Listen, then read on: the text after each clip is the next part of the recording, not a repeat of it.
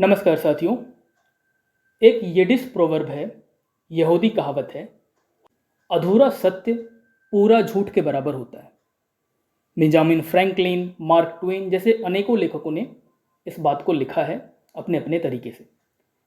क्यों मैं इस कोट या इस मुहावरे की चर्चा कर रहा हूँ अभी, ये आपको इस वीडियो के दौरान पता चल जाएगा। फ्रेंड्स, जैसा कि हम जानते हैं, 23 जनवरी को बीपीएससी ने 78th प्रीलिम्स का रिजल्ट जारी किया और अगले दिन 24 जनवरी को बीपीएससी ने प्रेस कॉन्फ्रेंस बुलाया। और प्रेस कॉन्फ्रेंस के बाद, इस प्रेस कॉन्फ्रेंस के दौरान जो उन्होंने बातें कही, उसके संबंध में एक प्रेस रिलीज भी जो है वो अपने एक्स हैंडल पे जारी किया है। ये स्क्रीन पर आप प्रेस रिलीज देख सकते हैं।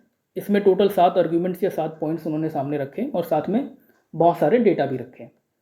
इसके बारे में हम बात करेंगे इस वीडियो में। हर एक डेटा, हर एक पॉइंट जो बीपीएससी ने रखा है उसको भी काउंटर करने की कोशिश करेंगे कि कैसे बीपीएससी जो अपना पर्सपेक्टिव, अपने जो तर्क दे रही है, उसका क्या काउंटर हो सकता है या उसका क्या डिफरेंट एनालिसिस सेम डेटा का कैसे हम कर सकते हैं, वो देखेंगे हम इस वीडियो में। पर इससे पहले मैं आपका ध्यान एक चीज़ की तरफ ले जाना चाहूँगा जो कि इस प्रेस कॉन्फ्रेंस के दौरान हुआ। जब ये प्रेस कॉन्फ्रेंस चल रहा था और जब बीपीएससी ने अपने जो आर्ग्यूमेंट्स है, अपना डेटा है, वो सब प्रेजेंट किया और उसके बाद जो है रिजल्ट के बारे में सारी बातें करने के बाद जब उन्होंने उन लोगों ने पूछा कि जो पत्रकार महोदय हैं उनसे सवाल जो है वो करने का मौका दिया उनको, तो एक पत्रकार महोदय ने, शायद बिहार टॉप वालों ने, पूछा कि जो 13 दिसंबर को एग्ज़ाम हुआ था और जो 4 जनवरी को एग्ज़ाम हुआ है, इन दोनों का साथ में रिजल्ट आया है, तो रिजल्ट किस तरीके से, किस प्रक्रिया के तहत आया है। और दूसरा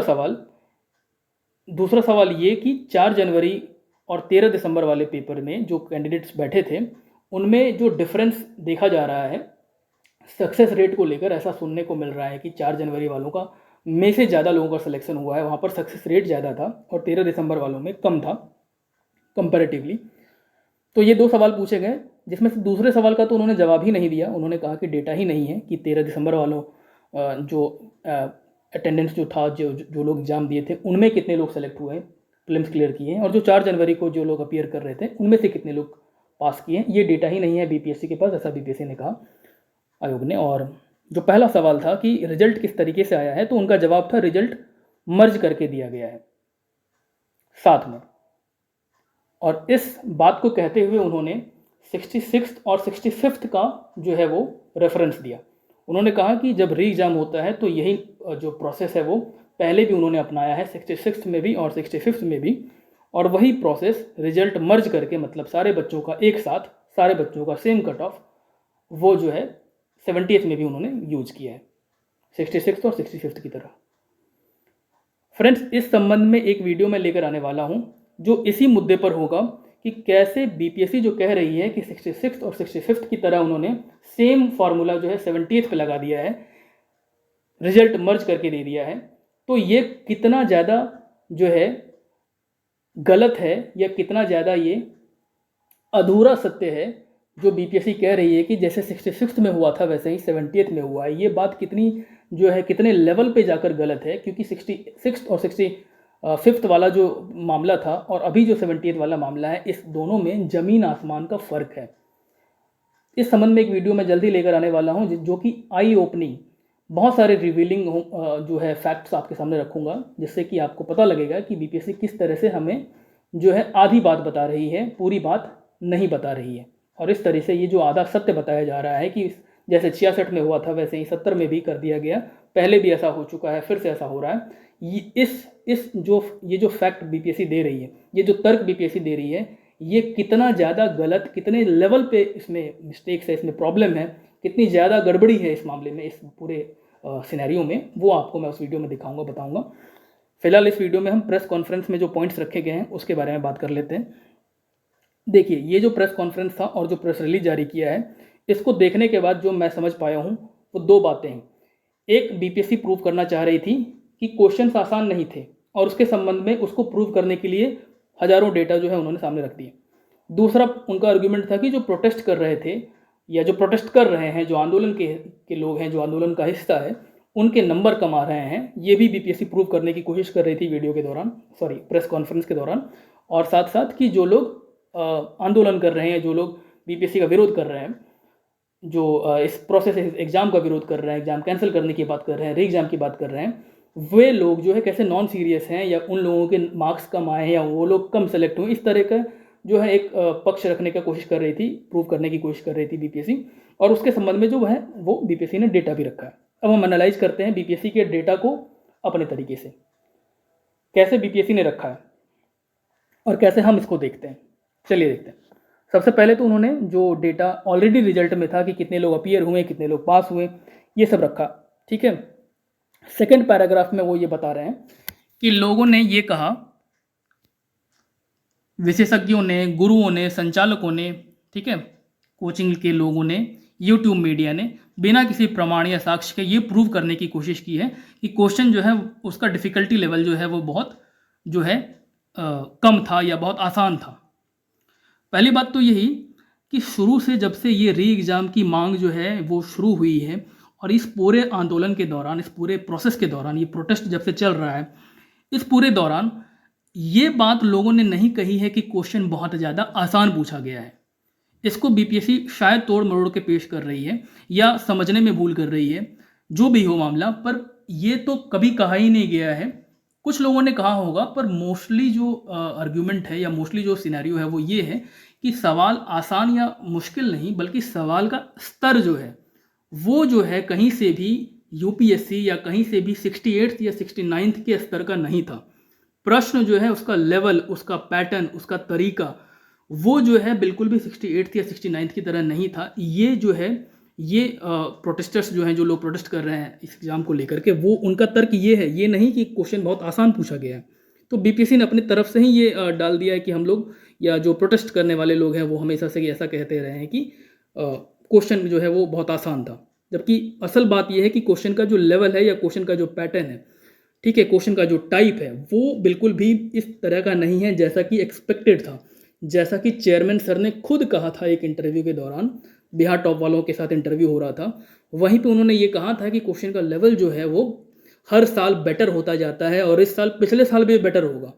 तो पता नहीं इस प्रोसेस में वो किस डायरेक्शन में चले गए। जो 68th का लेवल था वो इम्प्रूव हुआ 69th में, तो उनके हिसाब से तो और बेटर होने वाला था, पर ये किस तरह से 69 से बेटर क्वेश्चन पेपर है, ये बात बीपीएससी को प्रूव करना पड़ेगा कि वो कैसे ये कह रहे हैं कि और बेटर है 68 और 69 से। जबकि एक भी इंसान ये नहीं कह सकता है कि, या एक भी विशेषज्ञ ये नहीं कह सकता कि ये जो क्वेश्चन पेपर था 70th का वो 68 और 69 से बेटर था, जैसा कि आयोग ने इंटरव्यू के दौरान कहा था, ठीक है।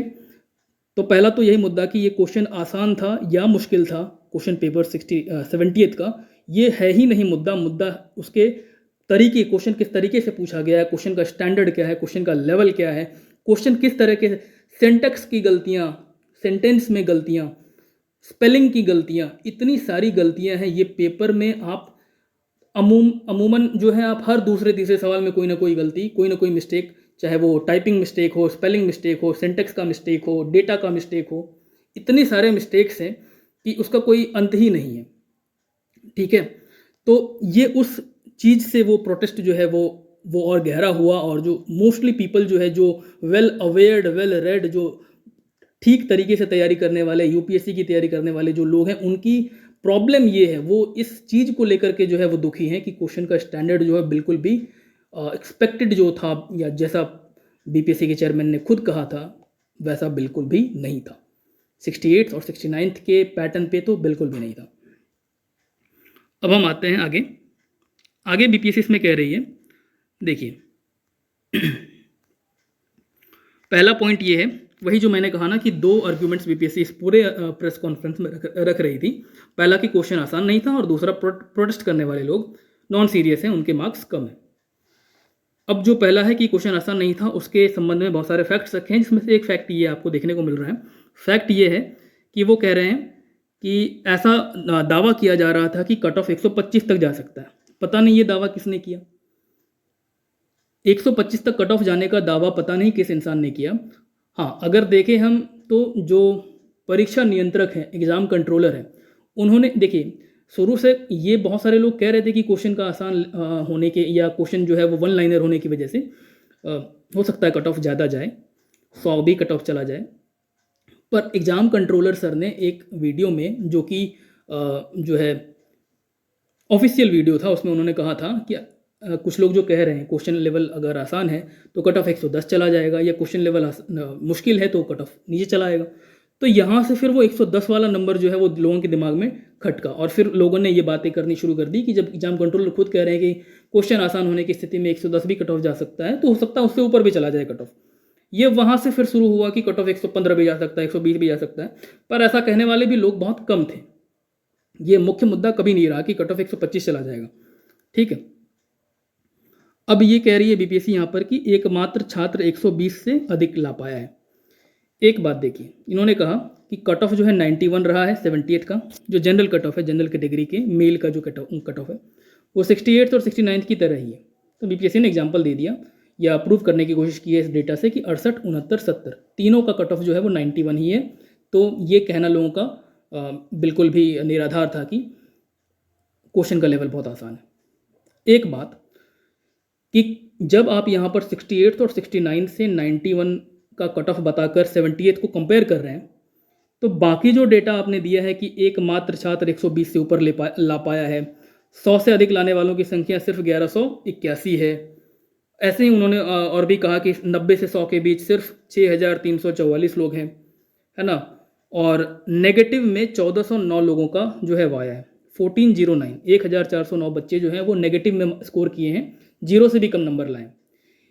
तो बीपीएससी को इस डेटा को भी 68 और 69 से कंपेयर करना चाहिए, कंपेयर करके बताना चाहिए कि 68वीं में कितने लोग नेगेटिव में थे, 69वीं में कितने लोग नेगेटिव में थे। सिर्फ ये बताकर कि 70th में कितने लोग नेगेटिव में थे, ये इस डेटा के आधार पर कुछ भी प्रूव नहीं किया जा सकता। ये डेटा, ये आधार इस बात का आधार हो ही नहीं सकता है कि क्वेश्चन आसान था या क्वेश्चन डिफिकल्ट था, बच्चे कैसे थे, सीरियस थे कि नॉन सीरियस थे। एक सिंपल इस डेटा से ये प्रूव हो ही नहीं सकता है, क्योंकि ये कंपैरेटिव डेटा नहीं है। ये कॉम्पिटिटिव एग्जाम से उसमें आप बिना कंपेयर किए डेटा को आप बता रहे हैं।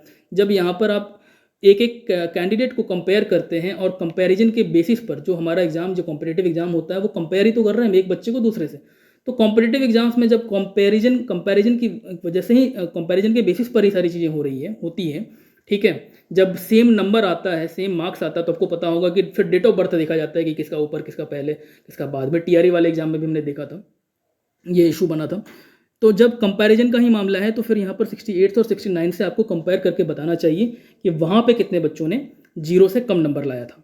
ठीक है, दूसरा पॉइंट देखते हैं। अब यहाँ पर एक सवाल पूछा गया था विधानसभा सदस्य के संबंध में कि उनका निर्वाचन क्षेत्र कौन सा है, और यहाँ पे ये तर्क दिया जा रहा है कि 1,70,000 से अधिक अभ्यर्थी इस प्रश्न का सही उत्तर नहीं दे सके। पहली बात, जैसा कि चेयरमैन सर ने ये कहा था कि क्वेश्चन 68, 69 की तरह होगा, उस बेसिस पर होगा, उससे भी बेटर होगा। तो जब बच्चे यूपीएससी लेवल की तैयारी कर रहे हैं, जब स्टैंडर्ड सोर्सेस पढ़ रहे हैं, तो वहाँ पर किसी भी XYZ विधायक या किसी XYZ सांसद का क्षेत्र, उनका जो है निर्वाचन क्षेत्र जो है वो याद करना या उसके बारे में जानना कहाँ तक इम्पॉर्टेंट है, या कहाँ तक वो जो है वैलिड है, कहाँ तक उस चीज़ का रेलिवेंस है इस एग्ज़ाम में। जब आप सिविल सर्वेंट को चूज कर रहे हैं, जब SDM बना रहे हैं, DYSP बना रहे हैं, वहाँ पर आपको जो है आपके क्वेश्चन का जो तरीका होना चाहिए, क्या वो यही होना चाहिए, ये इस तरह के वन लाइनर कि कौन सा इंसान जो है वो कौन सी जगह से निर्वाचन, उसका निर्वाचन क्षेत्र कहाँ है, कौन सा विधानसभा सदस्य। 243 विधानसभा है बिहार में, क्या वो एक एक विधानसभा क्षेत्र के लोग जो है जाकर के याद करें निर्वाचन क्षेत्र। सिविल सर्विसेज एस्पिरेंट से ये एक्सपेक्टेड होता है कि उनको ये पता हो कि निर्वाचन होता कैसे है, जो हमारे यहाँ पर विधानसभा है या विधान परिषद है, उनके बीच का अंतर क्या है, वहाँ पर काम करने का तरीका क्या है, किस तरह से विधान यानी लॉ बनता है। इन सब चीज़ों के बारे में जानकारी होनी चाहिए, उनको पॉलिटी के बारे में जानकारी होनी चाहिए। आप यहाँ पर सवाल पूछ रहे हैं कि ये फलाना जो है वो विधायक जो है या फलाना जो सांसद है वो कौन से निर्वाचन क्षेत्र से है, फलाना मंत्री जो है वो कौन है। तो इस तरह के सवाल जो आपने पूछे हैं, ये सवाल, इस तरह के सवाल जो है वो ग्रुप डी या ग्रुप सी लेवल के एग्जाम में एक्सपेक्टेड होता है, क्योंकि वहाँ पर देखिए सिंपल सा फंडा है कि आप क्लर्कियल जॉब के लिए आपने बच्चों को अप्लाई नहीं करवाया है। क्लर्कियल जॉब के लिए जब आपने अप्लाई नहीं किया है तो आप क्लर्कियल जॉब की तरह सवाल भी नहीं पूछ सकते हैं। आपको सिविल सर्वेंट से जो एक्सपेक्टेड क्वेश्चंस होते हैं वो पूछने चाहिए किसी भी यूपीएससी एस्पिरेंट के को अगर ये सवाल दिखाया जाएगा तो उसको हंसी ही आएगी कि आप ये फैक्ट्स याद कर रहे हो कि कौन सा जो है विधायक कौन से विधानसभा क्षेत्र से है। ठीक है, जब तक कि तो आप इस तरह के सवाल एक तो पूछ रहे हो और फिर आप इस सवाल में इतने लोग जवाब नहीं दे पाए, इस बेसिस पर ये जज कर रहे हो कि ये सवाल मुश्किल था या आसान। आगे बढ़ते हैं। अभ्यर्थी स्वयं इस बात का निर्णय करें कि यह प्रश्न अत्यंत सरल था या नहीं। तो आयोग को बताना चाहिए कि कौन से अभ्यर्थी इस बात का निर्णय करें। वो जो रियल सिविल सर्विसेज एस्पिरेंट हैं, जो बीपीएससी हार्डकोर तैयारी करने वाले बच्चे हैं, यूपीएससी की तैयारी करने वाले बच्चे हैं, क्या वो निर्णय करें, या फिर जो अन्य एग्जाम्स, जो one day exams, one liner facts पढ़ के जो जिसकी रिक्वायरमेंट वन लाइनर की होती है। देखिए, ये मेरा ये बिल्कुल भी नहीं कहना है कि जो वन लाइनर फैक्ट्स की तैयारी करने वाले बच्चे हैं वो कहीं से भी हीन है या वो सब स्टैंडर्ड है, ऐसा नहीं कह रहा हूँ मैं। हर एग्जाम की रिक्वायरमेंट अलग होती है, हर एग्जाम के क्वेश्चन का पैटर्न अलग होता है, क्वेश्चन की डिमांड अलग होती है, तो उसी के अकॉर्डिंग बच्चा तैयारी करता है। ठीक है, तो आप उसी के जो है लेवल का आप उससे सवाल पूछें तो ही जो है जाकर के मेरिट का डिसीजन हो सकता है, अन्यथा नहीं हो सकता। ठीक है, यहाँ पर ये इस बात का है ही नहीं मामला कि कौन जो है वो इंटेलिजेंट है या कौन नहीं है, या कौन सा क्वेश्चन डिफिकल्ट है, कौन सा क्वेश्चन आसान है। कोई भी क्वेश्चन अपने आप में डिफिकल्ट या आसान नहीं होता है। ठीक है, क्वेश्चन का स्टैंडर्ड होता है, क्वेश्चन की रिक्वायरमेंट होती है कि आप कौन से कैंडिडेट के लिए या कौन से एग्जाम में कौन सी तरह के क्वेश्चन पूछ रहे हो। ठीक है, थर्ड पॉइंट क्या है? थर्ड पॉइंट है कि उक्त परीक्षा को बाधित करने एवं रुकावट डालने के उद्देश्य से जानबूझकर षड्यंत्र के तहत परीक्षा के संदर्भ में भ्रांतियां फैलाई। आयोग कह रही है कि बच्चों ने भ्रांतियां फैलाई है। देखिए, एक चीज मैं यहां पे और ऐड कर दूं, जब ये बीपीएससी कह रही है कि इतने कम नंबर 1409 बच्चे भी ऋणात्मक या नेगेटिव में है, या सेकंड पॉइंट में जब कह रही है कि इतने सारे बच्चे 1,70,000 बच्चे जो हैं ये विधानसभा निर्वाचन क्षेत्र वाला जो सवाल था उसका जवाब नहीं दे पाए, इसको देखने का एक और तरीका हो सकता है, वो ये कि जब चेयरमैन सर ने कह दिया कि क्वेश्चन का स्टैंडर्ड बेटर होगा, जब हार्डकोर बीपीएससी की लोग तैयारी करने वाले जो थे वही लोग जो हैं ज़्यादातर फॉर्म भी भर रहे थे, यूपीएससी की तैयारी करने वाले लोग भी एक्सपेक्ट कर रहे थे कि वो अच्छा परफॉर्म करेंगे, क्योंकि पहले क्वेश्चंस भी 68 और 69 के उस स्टैंडर्ड के थे, बहुत सारे सवाल उस स्टैंडर्ड के थे। ऐसे में जब आप उनसे ये सवाल पूछते हैं तो बहुत लाजिम है कि ज़्यादा से ज़्यादा बच्चे जो है इस सवाल का जवाब नहीं दे पाएंगे। तो आपका ये तर्क कि ये सवाल आसान नहीं था, ये सवाल मुश्किल था, इसके बदले इसको इस तरीके से देखा जाना चाहिए कि जो हमारा तर्क है कि क्वेश्चन जो है वो सिविल सर्विसेज के स्टैंडर्ड के अनुरूप नहीं था, इसीलिए जो सिविल सर्विसेज के मोस्टली एस्पिरेंट है वो इस सवाल का जवाब नहीं दे पाए।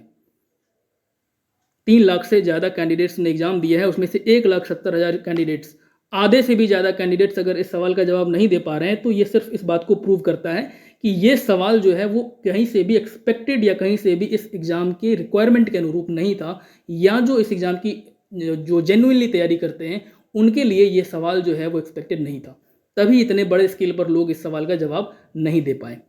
ठीक है, थर्ड पॉइंट जो बीपीएससी कह रही है कि भ्रांतियां फैलाई गई, इसको भी देखते हैं। जानबूझकर षड्यंत्र के तहत, तो बताना चाहिए बीपीएससी को कि ये षड्यंत्र 68वीं में क्यों नहीं हुआ, 69वीं में क्यों नहीं हुआ, ये षड्यंत्र क्यों 70th में हो रहा है, इस सवाल का जवाब भी तो ढूंढा जाना चाहिए ना। अब भ्रांति की अगर बात करें तो आपने वो इंटरव्यू, वो प्रेस कॉन्फ्रेंस जरूर देखा होगा जिसमें चेयरमैन सर खुद कह रहे हैं कि नॉर्मलाइजेशन जैसा कोई प्रोसेस जो है वो यूज किया जा सकता है। चेयरमैन सर कह रहे हैं कि नॉर्मलाइजेशन बहुत ही जो है वेल इस्टेब्लिश्ड जो है प्रोसेस है, साइंटिफिक प्रोसेस है, सुप्रीम कोर्ट भी इसको कह चुकी है कि ये कर सकते हैं। तो जब नॉर्मलाइजेशन के पक्ष में, नॉर्मलाइजेशन के बारे में चेयरमैन सर खुद इतने दृढ़ता से कह रहे हैं तो बच्चे तो मानेंगे ही ना कि नॉर्मलाइजेशन हो जाएगा।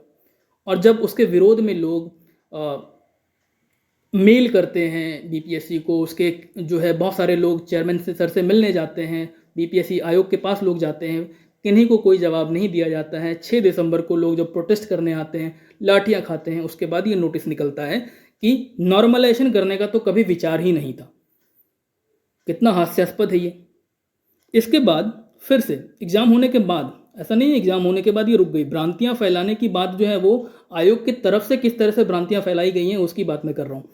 आगे जब एग्जाम 13 दिसंबर को हो गया, उसके बाद जब री एग्जाम की बात आई तो री एग्जाम का रिजल्ट कैसे निकाला जाएगा इस संबंध में जब एक इंटरव्यू में, शायद वो एबीपी न्यूज की तरफ से इंटरव्यू हुआ था जिसमें कि चेयरमैन सर से, सॉरी सेक्रेटरी सर से जब पूछा गया था तो उन्होंने कहा कि रिजल्ट जो है वो स्केलिंग जैसी प्रक्रिया से निकाला जा सकता है। तो और अब कह रहे हैं कि स्केलिंग भी यूज नहीं हुआ है और मर्ज करके ये रिजल्ट दे दिया गया है। तो उसी टाइम पर बता देना चाहिए था सेक्रेटरी सर को कि 66 में और 65 में जिस तरह से मर्ज करके रिजल्ट निकाला गया है वैसे ही 70th में भी मर्ज करके रिजल्ट निकाल देंगे। उसी वक्त बोल देना चाहिए था ना जब इंटरव्यू के दौरान। उन्होंने उस वक्त क्यों कहा कि स्केलिंग जैसी कोई प्रक्रिया से या स्केलिंग का यूज करके निकाला जा सकता। तो भ्रांति कौन फैला रहा है इस बात की पड़ताल होनी चाहिए कि भ्रांति, स्टूडेंट अपने आप बैठ करके ये नहीं सोचता है कि स्केलिंग हो जाएगा कि नॉर्मलाइजेशन हो जाएगा, कुछ हो जाएगा।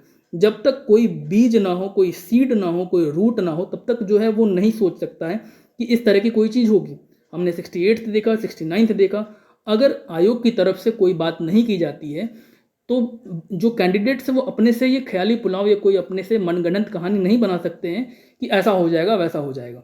ठीक है, तो भ्रांतियाँ नॉर्मलाइजेशन के बारे में किस तरह से चेयरमैन सर के प्रेस कॉन्फ्रेंस और उनके इंटरव्यू से निकला, स्केलिंग के बारे में कैसे सेक्रेटरी सर से निकला। दूसरी बात कह रहे हैं, देखिए इन्होंने कर्मठ पदाधिकारियों का जो भ्रांतियां फैलाई गई ना, उसके बाद आयोग के मेहनती एवं कर्मठ पदाधिकारियों का मनोबल गिराने का कुत्सित प्रयास किया गया। वर्षों से परीक्षा के लिए कठिन परिश्रम करने वाले बिहार के युवा अभ्यर्थियों का भी मजाक उड़ाया गया या कम तरह का गया। सबसे पहले जो कर्मठ पदाधिकारी हैं बीपीएससी के, उनके बारे में बात करते हैं। 13 दिसंबर को जब एग्जाम हुआ, बापू एग्जाम सेंटर पे क्या कुछ हुआ वो राज्य ने नहीं देश ने देखा। पूरे देश ने देखा कि क्या हुआ बापू परीक्षा परिसर में, जो एशिया का सबसे बड़ा परिसर होने का दावा करता है, जहां पर एग्जाम से ही कुछ दिन पहले एक प्राइवेट कोचिंग ने एग्जाम कंडक्ट करवाया, टेस्ट कंडक्ट करवाया और बड़ी सफलता से वो बता रहे थे कि उन्होंने टेस्ट कंडक्ट करवा लिया है। पर कुछ दिनों के बाद आयोग, सरकार उसी जगह पे इतने सारे पदाधिकारियों के बीच वहाँ पर एग्ज़ाम कंडक्ट करवाती है और समय से लोगों को पेपर नहीं दे पाती है। आधा आधा घंटा, एक एक घंटा तक लोगों के पास क्वेश्चन पेपर नहीं है। इतना बड़ा मिसमैनेजमेंट जो है उस सेंटर पे हुआ और बीपीएससी कह रही है कि हमारे कर्मठ और मेहनती पदाधिकारी,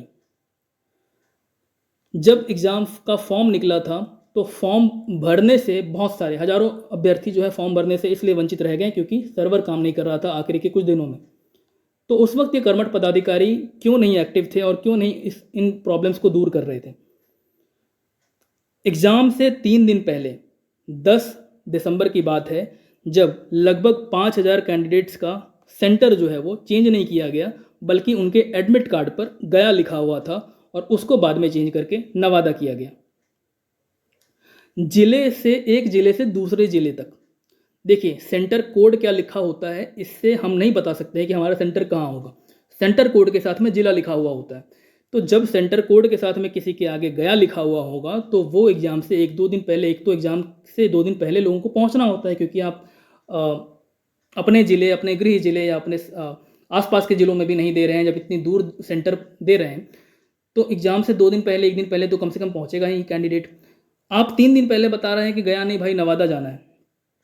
एडमिट कार्ड पे एक तो रोज जाके बीपीएससी की वेबसाइट तो कोई चेक करता नहीं है। एडमिट कार्ड किसी ने 1 हफ्ते पहले डाउनलोड कर लिया, उन्होंने तय कर लिया कि अब हमको ऐसे जाना है, कहाँ जाना है, उनको सेंटर पता है, उनको सिटी पता है, सेंटर नहीं भी पता है तो वो सिटी में पहुँच चुके हैं, वो उस ज़िले में पहुँच चुके हैं। पर उसके बाद उनको पता लगता है कि नहीं इस ज़िले में नहीं, उस ज़िले में जाना है। तो इस तरह का मिसमैनेजमेंट आपके जो है कर्मठ और मेहनती पदाधिकारी कर रहे हैं और फिर आप उनको कर्मठ कह रहे हैं, मेहनती कह रहे हैं। ठीक है, कर्मठ और मेहनती होंगे, पर सवाल पूछा जाना चाहिए कि आपके कर्मठ और मेहनती पदाधिकारी उस वक्त क्या कर रहे थे। इस तरह की मिसमैनेजमेंट कैसे हो जा रही है। 3 दिन पहले क्यों 5000 कैंडिडेट्स को के सेंटर को एक ज़िले से दूसरे ज़िले में ट्रांसफ़र किया जा रहा है या फिर चेंज किया जा रहा है। किसी भी तरह की त्रुटि हो, वो त्रुटि क्यों आई, और वो त्रुटि आई तो उसका निराकरण एग्ज़ाम के 2 दिन 3 दिन पहले क्यों कर रहे हैं आप, पहले से क्यों नहीं किया गया। आगे बढ़ते हैं। 4th पॉइंट, यहाँ कहा जा रहा है, देखिए कि 2 लाख से ज़्यादा बच्चे जो है न्यूनतम अर्हतांक का आंकड़ा पार नहीं कर पाए। ठीक है, 2,03,358 बच्चे। कुछ न्यूज़पेपर वालों ने जो आज वो ऐसा इस डेटा को हाईलाइट करके भी दिखाया है कि भाई 2 लाख बच्चे जो है वो मिनिमम क्वालिफाइंग मार्क्स तक जो है वो नहीं प्राप्त कर पाए। फिर से वही बात कि आपको बताना होगा कि 69th में कितने कैंडिडेट्स जो है वो इस न्यूनतम अर्हतांक को प्राप्त नहीं कर पाए, 68th में कितने बच्चे नहीं प्राप्त कर पाए। जब भी एग्ज़ाम होता है तो उस एग्ज़ाम में बहुत सारे लोग ऐसे होते हैं जो कि या तो 1-2 महीने की तैयारी के बाद अपीयर हो रहे हों, फर्स्ट अटेम्प्ट दे रहे हों, जिनका कोई अनुभव ना हो, या ऐसे भी लोग होते हैं जो दूसरे एग्ज़ाम की तैयारी कर रहे हों और यहाँ भी फॉर्म भर लेते हैं। बिहार में तो स्कॉलरशिप मिलती है 50,000 की बहुत सारी जातियों में या महिला अभ्यर्थियों को, तो बहुत सारे लोग उस वजह से भी फॉर्म अप्लाई करते हैं। देखिए किस वजह से अप्लाई कर रहे हैं वो इम्पोर्टेंट नहीं है, बट मेरा ये कहना है कि बहुत सारे लोग ऐसे होंगे ही जिनके कम मार्क्स आएंगे, जिनके जो है मार्क्स जो है कम रहेंगे। किसी भी एग्ज़ाम का डेटा आप देख लीजिए, तो यहाँ पर बीपीएससी को बताना होगा कि क्या ये सिर्फ 70th के साथ में हुआ है, 70th प्रीलिम्स में हुआ है, क्या 68th और 69th में सारे लोग जो है मिनिमम क्वालिफाइंग मार्क्स को प्राप्त कर गए थे, क्या टीआरई वाले एग्जाम में मिनिमम क्वालिफाइंग मार्क्स सारे लोग प्राप्त कर गए थे। तो सिर्फ 70th का यहाँ पर अलग से एक ये डेटा बता देने से नहीं काम चलेगा, नहीं ये प्रूव होगा कि 70th का क्वेश्चन पेपर डिफिकल्ट था या आसान था और कैंडिडेट्स जो प्रोटेस्ट कर रहे हैं वो सीरियस है या नॉन सीरियस है। इस डेटा से बिल्कुल भी ये प्रूव नहीं हो सकता। ये डेटा सिर्फ इतना बता रहा है कि बीपीएससी पूरा डेटा, पूरा सत्य नहीं सामने रख रही है, आधा सत्य सामने रख रही है, और इसलिए मैं कह रहा हूँ कि ये आधा सत्य जो है ये पूरा झूठ के बराबर है। आगे बढ़ते हैं। 5वां पॉइंट, एक तो ये 5वां पॉइंट जो है इसमें आप देखेंगे जो लैंग्वेज है, कह रहे हैं जिन्होंने प्रश्न पत्र की गुणवत्ता को सनसनीखेज रूप से निम्नतर बताकर घड़ियाली आंसू बहाए थे। किस तरह का ये लैंग्वेज है, सैरकास्टिक लैंग्वेज, इस तरह का जो ट्रोल करते हैं जब लोग दूसरों को यूट्यूब पर, बहुत सारे लोग वहाँ पर, है ना। क्या ये एक संवैधानिक आयोग है, एक संवैधानिक संस्था है, संवैधानिक पद के लोग हैं, क्या वहाँ से ये एक्सपेक्टेड है कि इस तरीके के लैंग्वेज से लोगों को, कैंडिडेट्स को, जो लोग भले ही वो कैंडिडेट्स बीपीएससी के प्रॉब्लम्स को जो है वो सामने लेकर आ रहे हैं, पर इससे कोई फ़र्क नहीं पड़ता है। ये एक संवैधानिक पद या संवैधानिक संस्था से बिल्कुल भी एक्सपेक्टेड नहीं है कि वो इस तरह की लैंग्वेज, इस तरह की भाषा का प्रयोग करें। उन्हें आगे लिख रहे हैं, उन्हें यह जानकर निराशा होगी कि करीब 1,70,000 अभ्यर्थी 30% मार्क्स लाने में भी सफल नहीं हो। फिर से वही बात, एक डेटा 70th का आप दे रहे हो कि इतने लोग ये नहीं कर पाए, इतने लोग। आपको बताना होगा कि बाकी एग्जाम्स का क्या सीन है, 68, 69 का, टीआरई का, बाकी जो एग्जाम्स बीपीएससी कंडक्ट करवाती है, एग्रीकल्चर ऑफिसर, हॉर्टिकल्चर ऑफिसर, क्या है वहाँ पर सीन, क्या वहाँ पर इतने सारे लोग जो है वो अच्छे नंबर ही लेकर आते हैं, है कि नहीं। आगे बढ़ते हैं।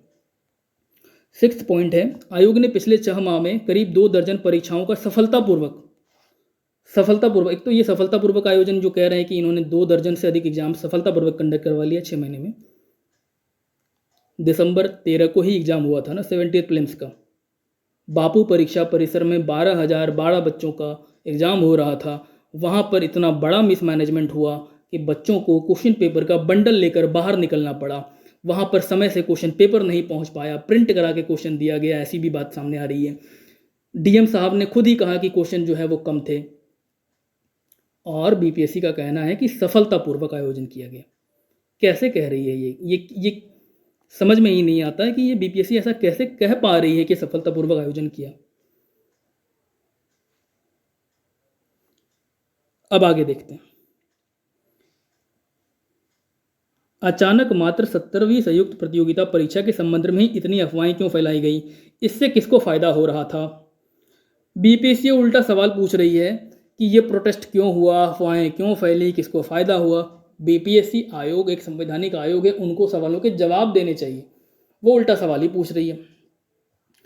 एक तो इस राज्य में जब आप सरकार के पास जाएं कि साहब हमारे एग्ज़ाम में मिसमैनेजमेंट हुआ है, धांधली हुई है, उसकी जांच करवाइए, तो उसका री एग्ज़ाम लीजिए, उसको कैंसिल कीजिए, तो सरकार की तरफ से ये आपको कहा जाता है कि सबूत लेकर आओ।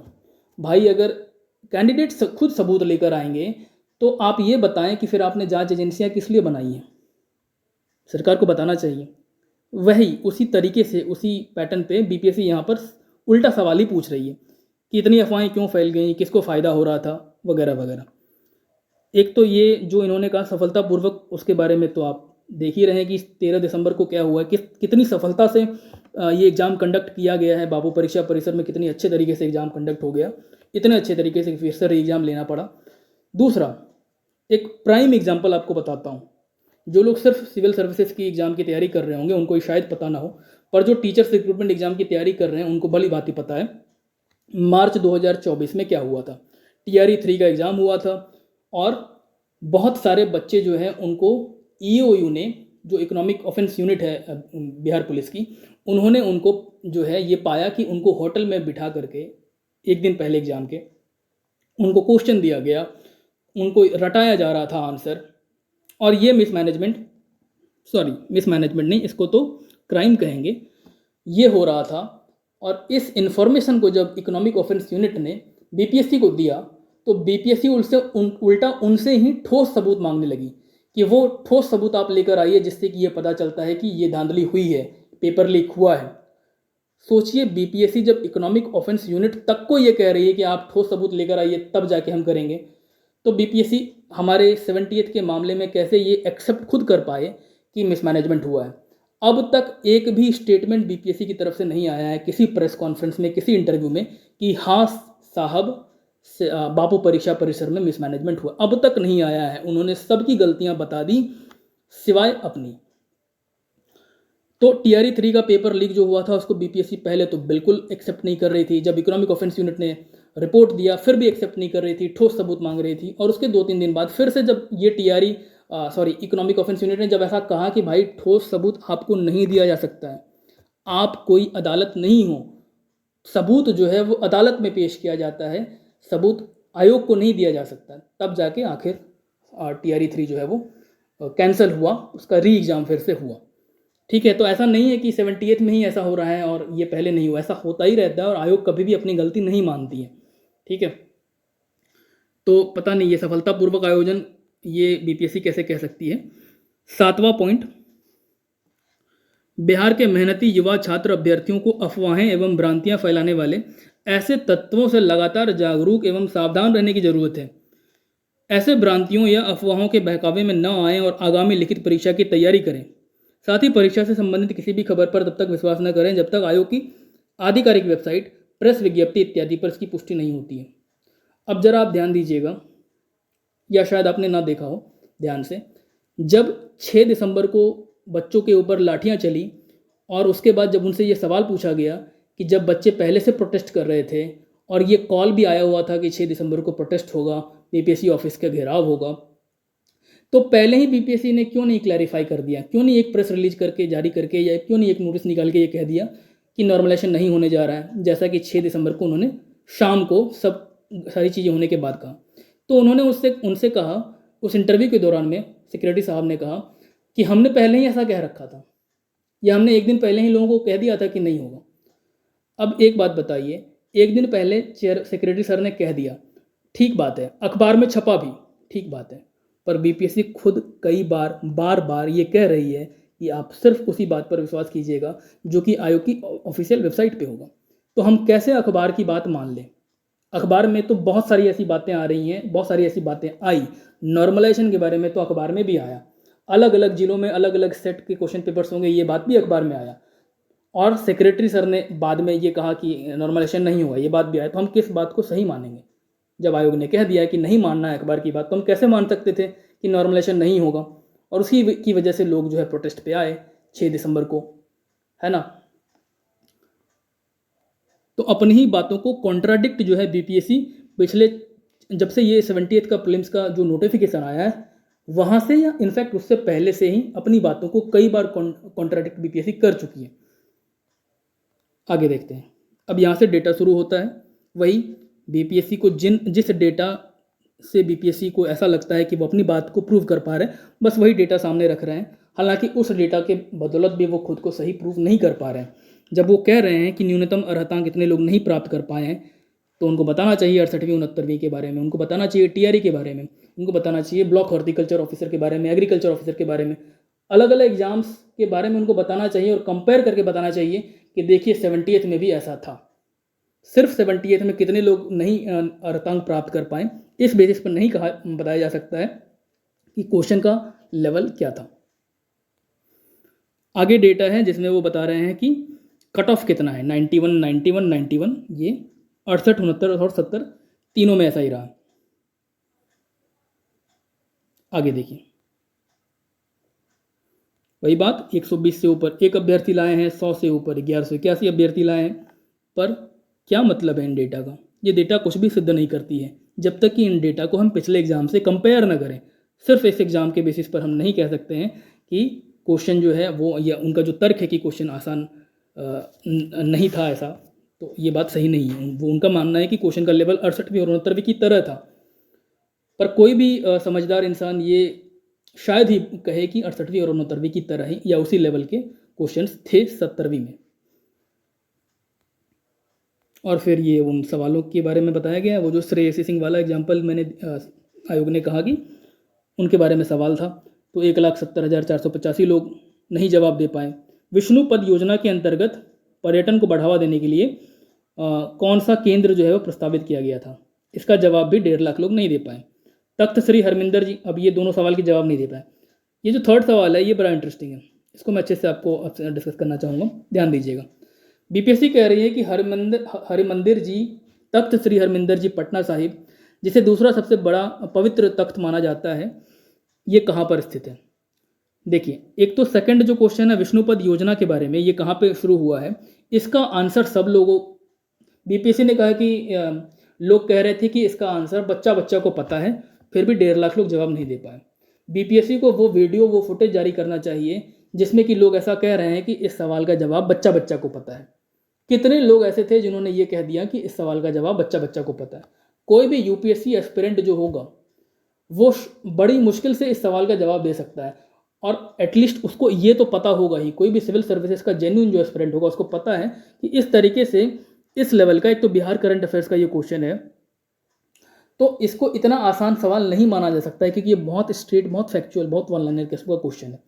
ठीक है, तो ऐसा बिल्कुल भी नहीं कहा गया कि इसको बच्चा बच्चा इसका जवाब दे सकता है। एक आध कहीं किसी इंसान ने कह दिया वो अलग बात है, पर उसको बीपीएससी उसी को पकड़ के एग्जाम्पल के तौर पर लेके आना ये कहीं से सही नहीं है।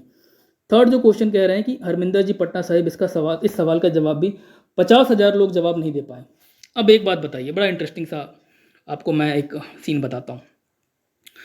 जब भी कोई जेन्युइन सिविल सर्विसेज का एस्पिरेंट होगा, यूपीएससी की तैयारी करने वाला, बीपीएससी की तैयारी करने वाला, तो उससे समझदारी तो एक्सपेक्टेड है ही कि वो समझदार होगा, होशियार होगा।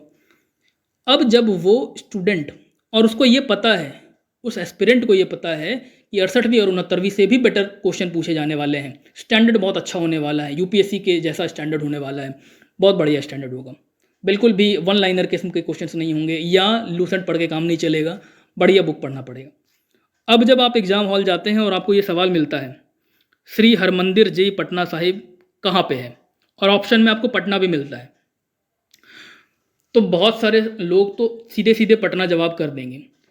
पर एक तबका वो भी होगा जो ये सोचेगा कि इस तरीके का स्ट्रेट क्वेश्चन में ये लिखा हुआ है पटना, पटना साहिब, और ऑप्शंस में पटना है, तो इसका सही जवाब तो सबको ही बता सकता है पटना, फिर आयोग ने ये सवाल पूछा ही क्यों? हो सकता है कि ये सवाल जो है भटकाने के लिए पूछा गया हो, और पटना साहिब और पटना दो अलग अलग जगह हो। ऐसा बहुत सारे वो लोग सोच सकते हैं जो बिहार के बाहर रहते हैं। बिहार के भी कुछ लोग ऐसा सोच सकते हैं जो बिहार में न रहकर दिल्ली में रहते हैं, या जिन्होंने शुरू से ही बाहर तैयारी की है, बाहर पढ़ाई की है, 10वीं की, 12वीं की, हो सकता है वो लोग भी, मैं नहीं कह रहा हूँ कि सब लोग, बट कुछ लोग ऐसे हो सकते हैं जिनको कि एग्जैक्टली पटना साहिब जगह जो है वो नहीं पता हो कि कहाँ पे है, और क्वेश्चन देख करके वो कंफ्यूज हो गए हों, या वो ओवर थिंकिंग की वजह से ये गलत कर दिए हों। ये सोच रहे होंगे कि हो सकता है कि बीपीएससी ने हमें कंफ्यूज करने के लिए ये सवाल पूछा है, और हमें भटकाने के लिए ये सवाल पूछा है, और पटना साहिब जो है वो पटना में ना होकर बिहार में ही कहीं और है, या किसी और स्थान पर है। हो सकता है कोई इस तरीके से भी सोचे, बहुत सारे लोग ऐसे सोच सकते हैं, क्योंकि जब आप सिविल सर्विसेज की तैयारी कर रहे हैं तो इस तरह का क्वेश्चन तो एक्सपेक्ट करेंगे नहीं कि क्वेश्चन में ही जगह का नाम लिखा हुआ हो और वही ऑप्शन में हो। तो हो सकता है ओवर थिंकिंग की वजह से लोगों ने इस सवाल का जवाब गलत कर दिया हो, पर इससे ये बिल्कुल भी साबित नहीं होता है कि ये क्वेश्चन बहुत अच्छा स्टैंडर्ड का है, ये क्वेश्चन बहुत डिफिकल्ट है। ये सब ये साबित नहीं करता है, बस ये इतना ही साबित करता है कि बहुत सारे लोगों ने ओवर थिंकिंग की वजह से इस सवाल का गलत जवाब दे दिया है ना। हो सकता है लोगों ने सोचा हो कि पटना साहिब और पटना ऑप्शन में देकर के कंफ्यूज करने की कोशिश की गई है, ज़्यादा से ज़्यादा लोग इस पटना सही करके आएंगे और उनका ये जवाब गलत हो जाएगा। हो सकता है ये भी सोच करके लोगों ने पटना ना जवाब दिया हो, कुछ भी हो सकता है, पर इस डेटा से बिल्कुल प्रूव नहीं होता है कि ये क्वेश्चन जो है बढ़िया स्टैंडर्ड का था या आसान था। क्वेश्चन डिफिकल्ट या आसान मुद्दा ही नहीं है, मुद्दा है क्वेश्चन का लेवल, मुद्दा है 68वीं और 69वीं से बेटर जो चेयरमैन सर ने कहा था, क्या वो क्वेश्चन ऐसा था। मुद्दा ये है कि क्या ये सिविल सर्विसेज एस्पिरेंट्स से एक्सपेक्टेड क्वेश्चन था। और प्रोटेस्ट इसलिए है क्योंकि ये सवाल 2, 4, 5 या 10 नहीं थे, बल्कि मेजॉरिटी ऑफ द क्वेश्चन जो हैं वो वैसे ही थे जैसे कि सिविल सर्विसेज एस्पिरेंट या यूपीएससी एस्पिरेंट कभी भी उस तरह के सवाल जो है वो एक्सपेक्ट नहीं कर सकता। ठीक है, तो जैसा कि मैंने कहा इस वीडियो में हमने डिस्कस कर लिया है अब तो इस प्रेस रिलीज के सारे पॉइंट्स को। इसके काउंटर्स जो है वो आपको कैसे लगे आप ज़रूर कमेंट करके बताइए, आपके क्या थॉट्स हैं, कौन से पॉइंट आपको अलग तरीके से आप सोच पा रहे हैं किसी पॉइंट के बारे में, तो वो भी कमेंट कीजिए आप। और मैंने जैसा कि आपको कहा कि वो जो 66 और से कंपेयर कर रहे हैं और कह रहे हैं कि जैसे वहाँ पर उन्होंने मर्ज करके रिजल्ट दे दिया, यहाँ भी 78 में मर्ज करके दे दिया, ये कितना सही है या कितना उचित हुआ है या कितना उचित बीपीएससी ने किया है। तो इन मुद्दों को लेकर एक वीडियो में हम डिस्कस करेंगे, डिटेल में डिस्कस करेंगे और बहुत आई ओपनिंग वो वीडियो होगा आपके लिए। बहुत सारे फैक्ट्स आपको जो है वो पता लगेंगे बीपीएससी के बारे में, तो आप देखिएगा वो वाले वीडियो को अच्छे से। ठीक है, इस वीडियो में फ़िलहाल इतना ही। इस वीडियो को आप अच्छा लगा तो लाइक कीजिए, कमेंट कीजिए जैसा भी आपके थॉट है, और शेयर ज़रूर कीजिए आप अपने दोस्तों को, हर एक एस्पिरेंट को, ताकि वो देख पाएँ कि बीपीएससी जो डेटा दे रही है उस डेटा को बीपीएससी का क्या नज़रिया है देखने का और हमारा क्या नज़रिया हो सकता है उसको देखने का।